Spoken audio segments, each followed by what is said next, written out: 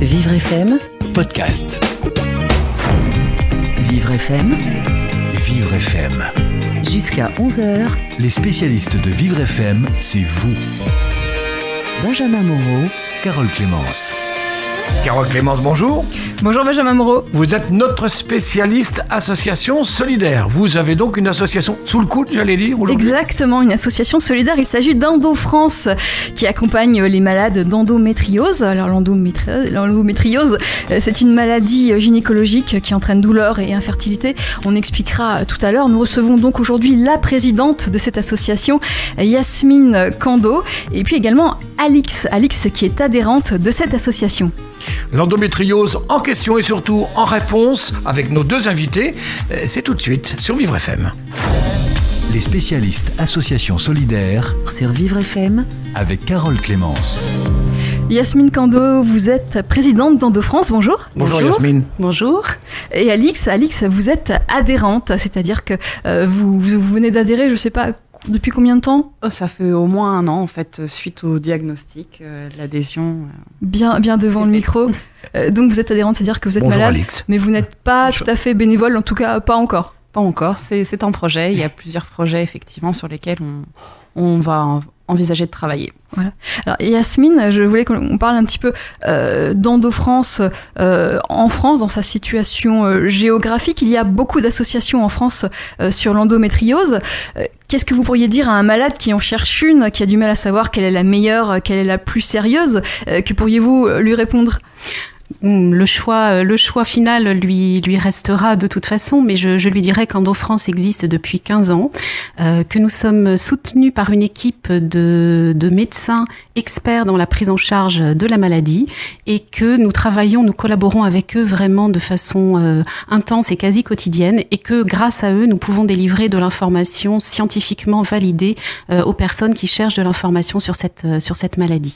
C'est votre spécificité, ça n'existe pas ailleurs en France ? Non, voilà, nous sommes tout d'abord la première association de lutte contre l'endométriose qui a été créée et ce soutien vraiment d'un comité scientifique qui valide tout ce que l'on peut dire sur la maladie, c'est une de nos spécificités et une valeur ajoutée qui donne toute la crédibilité justement à cette association. Et comment obtient-on un comité scientifique ? Est-ce que c'est compliqué ? Comment ça se passe ? Ça a été d'aller voir ces médecins et puis de discuter avec eux, de leur présenter le projet associatif, d'obtenir leur accord et puis vraiment d'être dans l'échange constant et dans le dialogue pour éviter aussi que des dérives qui peuvent arriver. Des dérives, c'est-à-dire des mauvaises informations, des informations erronées, faire peur aux malades aussi, c'est pas du tout notre objectif. Nous voulons rester positives. Bien sûr, l'endométriose est une maladie qui invalide et qui peut rendre le quotidien très difficile, très handicapante au quotidien, mais malgré tout, on veut que les femmes qui se tournent vers nous aient de l'espoir de pouvoir vivre au mieux avec cette maladie. Vous avez une grosse actualité, du 6 au 12 mars, avec la semaine de prévention sur l'endométriose. Est-ce qu'on peut en dire quelques mots ? Oui, bien sûr. Donc, depuis 2004, en fait, Endo-France a créé avec les associations européennes l'Alliance européenne pour l'endométriose. Et chaque année, nous avons décidé chaque année début mars, de faire beaucoup de bruit autour de la maladie pour la faire connaître.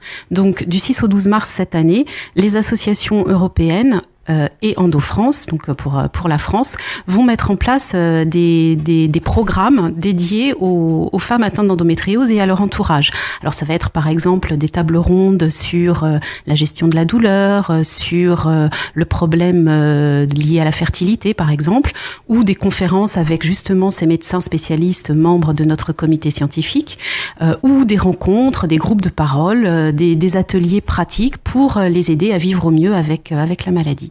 Et parlons-en de cette maladie. Est-ce que vous pouvez nous la décrire ? Alors, c'est assez complexe parce que les spécialistes ont l'habitude de dire qu'il n'y a pas qu'une forme d'endométriose, il y en a plusieurs. Mais le principal symptôme, dans 80% des cas, c'est une douleur vraiment violente. Une douleur qui résiste au traitement classique antalgique, paracétamol, Spasfon, et qui empêche d'agir dans le quotidien. Voilà, quand une femme 1 à 2 jours par mois est incapable de se lever pour aller au travail, une jeune fille pour aller au lycée, il faut s'en alerter. Il ne faut pas banaliser cette douleur. Alors en fait, pourquoi cette douleur? L'endométriose, c'est la muqueuse qui tapisse l'utérus en fait, qui au lieu de se désagréger totalement au moment des règles, va remonter, va refluer à travers les trompes et coloniser les organes alentours. Les trompes, les ovaires, l'utérus, mais aussi les intestins, la vessie, etc., se propager et ça va créer une zone très inflammatoire. C'est une maladie très inflammatoire et qui va générer donc ces douleurs, mais qui va aussi générer d'autres problèmes puisque les organes vont adhérer entre eux. Ça va dans les cas sévères d'endométriose, quand la maladie est passée sous silence et que l'on la découvre tardivement, on a des gestes chirurgicaux qui sont aussi importants que ceux que l'on fait dans le cadre du cancer colorectal, par exemple. Donc c'est vraiment une maladie qui peut être invalidante. Avec des degrés très différents. Si on prend un degré assez faible, donc ces douleurs ne surviennent que durant les règles. Alors au départ, pendant les règles, et puis ensuite les jours douloureux vont s'allonger, puisque le symptôme inflammatoire va rester en place. Donc l'intérêt, effectivement, c'est d'avoir un diagnostic précoce pour pouvoir taire les douleurs le plus tôt possible et éviter la propagation de la maladie. Et c'est un vrai problème pour l'endométriose, c'est qu'on compte en moyenne entre 6 et 10 ans avant que le diagnostic ne soit posé. 6 et 10 ans, donc c'est assez énorme. Oui. Alix, je me tourne vers vous. Vous êtes adhérente de l'association depuis 1 an à peu près, donc vous avez eu un diagnostic assez récent. Alors effectivement, ça fait donc 1 an et demi maintenant. Moi, c'est pour ça aussi que je trouvais intéressant d'avoir le témoignage de mon parcours, parce qu'il y a autant de formes de maladies qu'il y a de malades. Moi, j'avais une forme relativement asymptomatique, si ce n'est en fait une fatigue extrêmement profonde pendant 2 semaines. Sur 1 mois, ça fait quand même la moitié du mois où on est extrêmement fatigué. Et puis des problématiques digestives, mais je m'en suis pas forcément inquiétée. Et en fait, le diagnostic a été fait suite à une crise de douleur, perte de connaissance, vomissement en pleine nuit. On a trouvé en fait un kyste endométriosique donc qui faisait quand même 7 cm. Et ensuite, ça a été une opération. Tout s'est fait très très rapidement. C'est ça qui peut être aussi parfois compliqué dans ces maladies, c'est que le diagnostic est posé et sous 1 mois, on doit faire une opération pour retirer tout ce qui peut générer d'autres problèmes par la suite. Ça, des conséquences sur la vie sociale. Alors, vous n'aviez pas eu de signes annonciateurs avant cette grosse crise? Il y avait eu une première crise, mais qui m'avait juste, entre guillemets, réveillé, une crise de douleur. J'entends une crise de douleur en pleine nuit qui m'avait réveillée. Mais au-delà de ça, après des problèmes digestifs, on fait des investigations. Les médecins nous disent tout de suite, c'est une colopathie fonctionnelle, est-ce que vous voulez des antidépresseurs? Donc là, on remercie gentiment le médecin parce qu'on ne se sent pas particulièrement concerné. Voilà. Donc c'est une forme... Vous aviez des règles douloureuses auparavant? Pas particulièrement en fait. Donc il est vraiment difficile de dépister cette maladie. Oui. Surtout, j'imagine, je sais pas, je peux poser la question, que qui dit règles douloureuses ne dit pas forcément endométriose. Tout à fait. Oui. Tout à fait. Il faut être assez vigilant là-dessus. Effectivement, toutes les femmes qui ont mal au ventre pendant leurs règles n'ont pas forcément une endométriose. Il faut pas, justement, c'est là, il faut pas créer la psychose non plus. Mais si ces douleurs résistent, et si elles sont chroniques, si elles reviennent tous les mois de la même façon, si elles résistent à un antalgique de base, si elles empêchent d'agir dans le quotidien, là, on peut se poser des questions. Benjamin, on va continuer à se poser des questions concernant l'endométriose et surtout vous allez continuer à donner les réponses, mais on va se tourner vers l'emploi, nos 3 minutes pour l'emploi, et on va parler management et bipolarité. Si vous avez des commentaires à ajouter à ce que vous allez entendre tout de suite, n'hésitez surtout pas à les faire. Jusqu'à 13h, Vivre FM, c'est vous, Benjamin Moreau et Carole Clémence. Yasmine Kando et Alix sont vos invités qui représentent l'association Endo-France, Carole. Exactement, Endo-France qui s'occupe de la maladie d'endométriose. Alors cette maladie touche une femme sur 10, en tout cas 1 cas sur 10 en France est déclaré. On en parlait avec Yasmine et Alix. Alix, vous étiez en train de nous expliquer avant l'interruption comment cette maladie a été découverte chez vous. Ça a été assez brusque finalement, il n'y avait pas de signes avant-coureurs ou alors très peu, et vous avez même été opéré. Vous avez finalement une forme assez compliquée de la maladie. Alors, je sais pas, parce que quand on demande aux médecins où est-ce qu'on se situe, on nous dit toujours il y a pire et il y a moins pire, donc ça n'aide pas forcément à se positionner. Après, moi, l'opération a été réalisée en fait à cause du kyste endométriosique, tout simplement parce que même chez des femmes qui ont juste un kyste normal entre guillemets, il y a un risque de torsion, c'est quelque chose de l'ovaire et quelque chose qui peut être extrêmement douloureux. Donc voilà, c'est ce qui a justifié aussi l'opération, puisqu'en fait la difficulté aussi dans le diagnostic et dans le suivi de ces maladies, c'est que les examens aujourd'hui ne permettent pas forcément de voir les lésions endométriosiques, puisque j'avais réalisé une IRM avant l'opération sur laquelle on ne voyait uniquement le kyste endométriosique et pas toutes les atteintes. Donc ce qui fait que l'opération était prévue sur la journée, mais en fait pour ressortir le jour même, mais je suis restée un peu plus puisqu'il y avait plus de travail entre guillemets pour le chirurgien à réaliser que ce qui était prévu avec l'IRM. Et après cette opération, comment ça s'est passé? Est-ce que vous souffrez toujours? Alors au quotidien, aujourd'hui, ce qui est difficile à gérer, c'est la fatigue. En fait, dès qu'on tire un peu sur la corde, dès qu'on commence à être fatigué, il y a les douleurs qui arrivent. Donc c'est parfois compliqué. Là, un peu la difficulté de 2017, on va dire entre guillemets, c'est renoncer à une activité, le théâtre, voilà, parce que ça commence très tard et donc ça finit très tard. Et voilà, se coucher tard pour moi, du coup, pour tenir sur le reste de la semaine, pour être productive au travail, comme on disait tout à l'heure, c'est aussi une priorité, le travail, même pas que. Et ces douleurs, donc, qui entraînent une grosse fatigue, cette fatigue importante, il n'y a aucun moyen de la traiter, il n'y a aucun moyen de faire quelque chose. Yasmine, je vois... C'est aussi un des symptômes, malheureusement, de la maladie. C'est en plus de la douleur, en plus des risques d'infertilité, la fatigue chronique accompagne souvent les femmes atteintes d'endométriose. C'est difficile parce que les douleurs fatiguent, la fatigue crée des douleurs. Vicieux. Donc, Et les nuits ne sont pas réparatrices? Malheureusement, non. Ça dépend desquelles, on va dire. Voilà, ça peut être un petit peu compliqué. Voilà, c'est pas une bonne nuit de sommeil, ça suffit pas forcément. Et après, voilà, il y a aussi le traitement qui peut générer de la fatigue. Donc, c'est une maladie qui est aussi compliquée par rapport au traitement. Parce qu'aujourd'hui, c'est une maladie dont on ne guérit pas.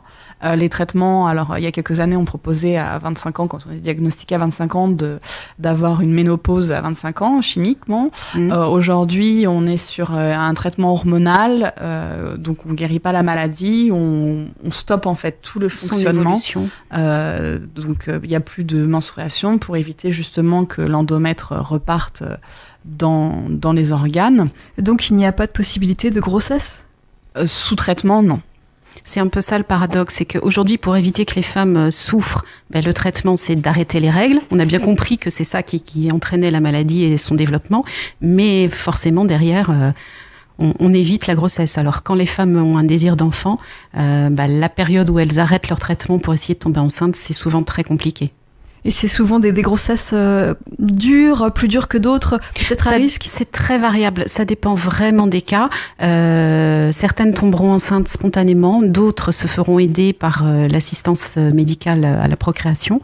En termes de grossesse, il n'y a pas de lien entre la grossesse compliquée ou l'endométriose. C'est pas parce qu'on a une endométriose que la grossesse sera plus difficile, mais voilà, c'est variable. Merci Yasmine, merci Alix. On vous retrouve tout à l'heure. On va faire Benjamin. On va faire une pause du côté de l'information. Vivre FM, c'est vous. Les spécialistes Association Solidaire, Jusqu'à 11h sur Vivre FM. Carole Clémence. Aujourd'hui, dans les associations solidaires, nous recevons l'association Endo-France, représentée par Yasmine Kando et Alix. Carole. Exactement, Yasmine Kando qui est la présidente d'Endo-France et Alix qui est adhérente et qui nous expliquait son parcours médical, alors notamment les traitements qu'elle suit et qu'elle suit toujours, et des traitements qui ne sont pas très efficaces, on peut le dire. Si, puisque en fait, ça... Mais qui n'ont en tout cas... c'est pas un traitement, si vous voulez, ça traite le symptôme qui est donc la prolifération des cellules endométriosiques dans le système digestif et reproductif. Par contre, on ne guérit pas en fait de la maladie avec les traitements aujourd'hui. Ça traite les causes mais pas les effets, c'est ça? Exactement. Ça traite les effets, mais pas les causes. Pas les effets, mais pas les causes. Voilà, on va y arriver. Yasmine, vous vouliez dire, il y a différents traitements, il y a autant de traitements que de cas. Tout à fait. Comme je disais tout à l'heure, il y a plusieurs types d'endométriose et les traitements vont être vraiment spécifiques, individualisés, en fonction aussi du parcours de vie de la patiente, de ce qu'elle souhaite, son désir de grossesse ou non. Voilà, c'est quelque chose qui est vraiment mis en place entre la patiente et le médecin qui va la prendre en charge. Mais l'intérêt, c'est qu'elle rencontre un spécialiste de la maladie qui va déjà connaître les conséquences possibles de la maladie et lui proposer cette prise en charge adaptée. Et ça, c'est tout l'intérêt de notre travail d'équipe, puisque nous sommes répartis sur tout le territoire national et dans les dom-toms, et nous pouvons aider les femmes à s'orienter vers les spécialistes. Puisque aller voir un généraliste, ça n'est pas suffisant, il ne va pas forcément vous indiquer la bonne personne à aller consulter, il faut vraiment passer par vous, par exemple, par un centre expert. Alors, en fait, ça dépend. Le problème qu'on rencontre souvent, c'est que les généralistes ou les gynécologues de ville ne connaissent pas bien la maladie et pensent que donner une pilule de façon classique va résoudre le problème. Or, il faut vraiment supprimer les règles. Et ça, tout le monde ne le sait pas encore, même si les spécialistes, eux, ça fait longtemps qu'ils en sont convaincus et qu'ils prônent cette action-là. C'est la première thérapie. Mais l'intérêt, effectivement, d'avoir des centres experts, des centres labellisés, c'est que c'est plus facile pour les gynécologues ou les généralistes d'orienter ces femmes parce que toutes les spécialités dans un centre expert connaissent la maladie, savent comment la prendre en charge, et même le radiologue saura trouver la petite lésion qui ne fait parfois que quelques millimètres. Parce que c'est aussi ça le problème. Les femmes arrivent en nous disant « mon IRM était normal, on n'a rien vu ». Ça ne veut pas dire qu'elle n'a pas d'endométriose pour autant. C'est juste que le radiologue n'était pas suffisamment formé à cette maladie et que la petite fibrose qu'il a vue en pensant que c'était rien du tout, finalement cache un nodule d'endométriose en fait. Donc vous conseillez aux malades, aux femmes qui viennent d'être diagnostiquées, d'aller par exemple sur votre site pour consulter les adresses des différents centres experts pour mieux se faire soigner. Tout à fait. Alors sur notre site, elles trouveront les adresses des représentantes régionales et ces représentantes vont pouvoir dialoguer avec elles et les orienter en fonction de leurs besoins. Est-ce qu'il y a encore des idées fausses véhiculées sur l'endométriose ? Vous nous parlez de généralistes, de gynécologues qui ne sont pas très bien formés. Est-ce qu'on entend encore des choses que vous souhaiteriez contredire ? La principale chose, ce qui revient souvent, c'est faites un bébé, ça ira mieux après. Non, la grossesse ne guérit pas l'endométriose. Oui, elle va la mettre en repos. Le problème, c'est qu'après le bébé, quand il est né, il faut recommencer. Alors dans ces cas-là, c'est ça. C'est ça. Donc non, la grossesse ne guérit pas l'endométriose. C'est une histoire hormonale, tout ça. Donc forcément, la grossesse va mettre au repos. Les symptômes vont être atténués. Mais quand la femme aura son retour de couche, les règles arrivant, la maladie va se réveiller, et parfois même de façon plus violente. Donc non, ça c'est une idée fausse. L'idée reçue aussi au-delà de l'endométriose, c'est sur les femmes. Depuis des siècles et des siècles, la femme est censée souffrir pendant ses règles, voire ça peut être normal aussi pendant les rapports, ça peut être normal. Donc voilà, c'est cette notion aussi de douleur qui peut ne pas être normal, comme on disait tout à l'heure, si c'est persistant. Voilà. Mais par contre, je pense que le rôle du médecin généraliste, après, dans le parcours de soins, est central. Moi, j'ai la chance d'avoir une généraliste qui est aussi gynécologue.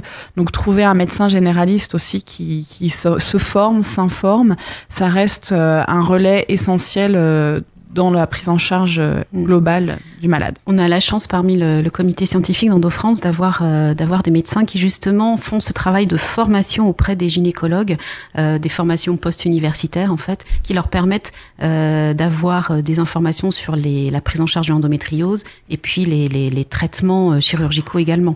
Parce que le geste de la chirurgie, il est compliqué et ça nécessite un geste de spécialiste. Justement, il faut se former, toujours se former. Où en est la recherche ? Est-ce qu'elle avance ? Vous essayez de la financer vous-même à Oui, Endo-France ? tout à fait. Alors là, je vais remercier Laetitia Milo, qui est notre marraine. Grâce à elle, nous avons pu obtenir beaucoup d'argent, qui nous a déjà permis de cofinancer 2 projets de recherche clinique menés par des équipes médicales au sein de notre comité scientifique. Est-ce qu'on peut avoir une idée du chiffre, combien ça coûte une telle recherche, un tel projet Une recherche clinique, c'est monstrueux, c'est de l'ordre de 300 000 €. Donc évidemment, on n'a pas cette somme, mais des recherches sont financées par les régions, par les ministères, etc. Mais il manque toujours un petit peu, et c'est cette contribution minime qu'Endo France apporte à ces équipes médicales. Mais c'est pour nous une grande fierté que de soutenir la recherche clinique, parce que c'est par ce moyen-là qu'on va tester les thérapies. Alors attention, quand je dis tester les thérapies, c'est qu'on va choisir, on va étudier les gestes chirurgicaux et voir comment la patiente vit dans le temps après une chirurgie et voir quel est le bénéfice ou pas de ce qu'elle a vécu. Et c'est grâce à votre marraine, Laetitia Milot, qui est actrice. Oui. Juste quelques mots, c'est important d'avoir une marraine connue comme ça pour apporter des fonds, une association. Tout à fait, et pas seulement pour apporter des fonds. C'est que quand Laetitia a accepté, ça fait un petit peu plus de 2 ans maintenant, d'être notre marraine, elle nous a permis, alors ça a été la première personnalité française à oser dire qu'elle était atteinte d'endométriose, et puis ça a permis de donner de la visibilité à cette maladie. Notre objectif ensemble, c'est de sortir la maladie de l'ombre. C'est notre première mission, mais voilà, d'en parler et qu'elle ait osé le faire ouvertement, ça a permis un petit peu de libérer les esprits, de libérer la parole, et puis elle nous a aidé à enfoncer le clou avec son livre Le bébé c'est pour quand, puisqu'elle témoigne de son parcours. Elle a offert la parole à différentes personnes qui ont témoigné aussi de leur parcours, et c'est en osant en parler qu'on va réussir à faire changer les choses et à faire prendre conscience aux gens que c'est une maladie difficile à vivre au quotidien.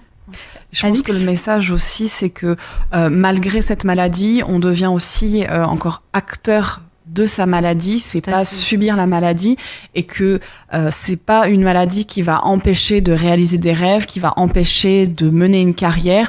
On développe des stratégies d'adaptation. Et vraiment, je trouve que d'avoir une personnalité comme ça, qui est visible, c'est un métier aussi qui peut être très stressant. On sait que le stress, ça n'aide pas sur les douleurs ni la fatigue. Donc, c'est vraiment un message aussi d'empowerment pour toutes les femmes qui sont touchées par cette maladie. En tout cas, on leur remercie de s'associer à vous et de vous aider dans votre combat contre l'endométriose. Et on espère que plus belle sera votre vie. Vous, les femmes qui souffrez d'endométriose. Parce que Laetitia Milot est actrice dans Plus belle la vie, entre autres. Oui. Voilà, entre autres. Quelques mots encore sur vos actions. Vous avez des groupes de parole chaque mois. Oui, dans chaque région de France, on essaye de proposer aux patientes des groupes de parole où elles vont pouvoir échanger, parler de leur quotidien avec la maladie. Et puis, très régulièrement, on organise des tables rondes avec des thérapeutes et des médecins sur des sujets bien précis, comme la gestion de la douleur, par exemple. Ça, c'est quelque chose d'important quand on a une endométriose. La gestion de la douleur. Alix, vous vouliez dire un dernier mot, peut-être ? Alors la gestion de la douleur, c'est, je pense, aujourd'hui de toute façon sur toutes les maladies quelles qu'elles soient, la prise en charge de la douleur n'est pas très optimale en France. On voit aujourd'hui des services qui développent l'auto-hypnose, notamment pour les gens qui sont atteints de migraines chroniques. Néanmoins, la prise en charge de la douleur est pas tout à fait reconnue, quelles que soient les maladies aujourd'hui. Moi, si je peux juste partager mon expérience, les douleurs, c'est avec de l'ostéopathie, du shiatsu. Après, malheureusement, ça a un coût. J'ai la chance d'avoir une mutuelle qui peut m'aider par rapport à tout ça. Donc, voilà, c'est dommage aussi que l'accès ne soit pas ouvert à tous, parce que aujourd'hui, mis à part les thérapies, on va dire, complémentaires ou les médecines douces, pour la prise en charge de la douleur, ça reste compliqué. Yasmine, vous aussi, vous êtes atteinte de cette maladie. Oui. Comment faites-vous pour surmonter, pour l'hypnothérapie, par exemple, ça fonctionne chez vous ? Très bien, ça fonctionne vraiment très bien. J'ai la chance d'être suivie. J'ai une endométriose vraiment sévère, mais j'ai la chance d'être suivie dans un centre antidouleur qui me propose régulièrement des séances avec un médecin anesthésiste. Et je pratique l'auto-hypnose et ça fonctionne vraiment bien. Ça m'aide à tenir le coup en cas de grosse crise. Oui. Je vous remercie toutes les deux de nous avoir Merci. présenté votre association EndoFrance. Peut-être des liens, le lien de votre site. Oui, endofrance.org, sur le site, vous retrouverez un petit spot de sensibilisation que Laetitia Milot, notre marraine, a fait et nous a permis de diffuser sur des chaînes nationales. C'est un petit spot de 30 secondes qui présente la maladie et surtout qui donne le message important de ne pas banaliser cette douleur. Merci Yasmine, merci Alix, merci Merci Carole. à vous.